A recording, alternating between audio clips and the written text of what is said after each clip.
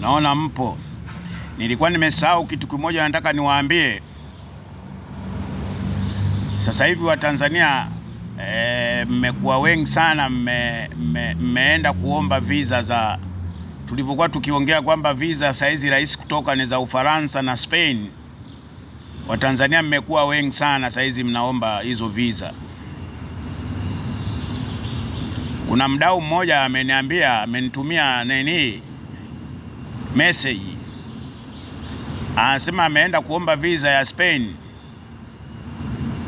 Kuna foreni ya watu 42,000. Sasa hiyo na yenyewe naye imekuwa tishio kwa watu wanataka kwenda Spain, wengi sana. Sasa sijui kama wote utakuwa wa Tanzania au ni watu wote kutoka ukanda wa Afrika Mashariki. Naona na wasiwasi inaweza ukanda wote wa Afrika Mashariki, watu 42,000. Foleni ipo hivyo. Natumaini ni ukanda wa Afrika Mashariki, sababu tuko nchi nyingi. Kwa hiyo watu wote ndo mko kwenye foreni 42,000. Sijajua ya Ufaransa, lakini na yeye wa Ufaransa kanaambia naye kawekwa foreni mpaka mwezi wa 7. Sasa wewe 42,000. Kweli watu mnataka kwenda Ulaya saizi. Mimi mwenyewe mpaka nimenyoosha mikono niliposikia hivyo.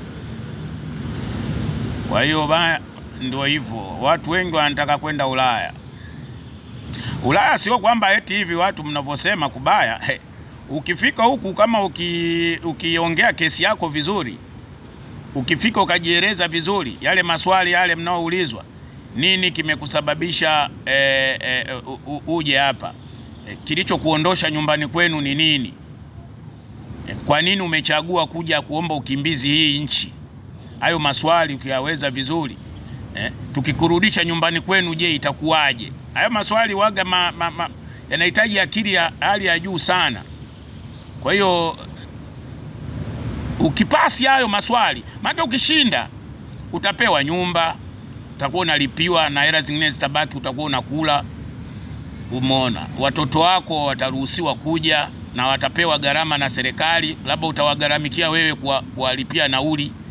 Yaani wewe wakati unajieleza kwenye kesi utaulizwa una watoto, ndio wangapi? 4.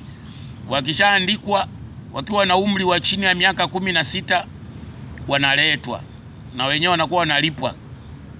Wewe mnakuwa mna pesa, familia mna. Ndio maana watu wengi wanakuja Ulaya kwa ajili ya hizo hela na zenyewe.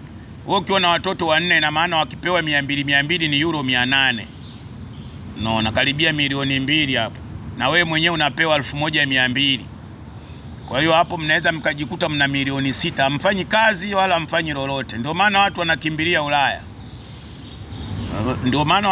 Ulaya. Nasema tu wa Tanzania hawajui kumotivate wenzao. Wao kazi yao kusema tu usije, maisha ni magumu huku. Sasa utalinganisha maisha magumu ya Ulaya na ya huku. Nyumbani kila siku unakula vichwa vya kuku kila siku.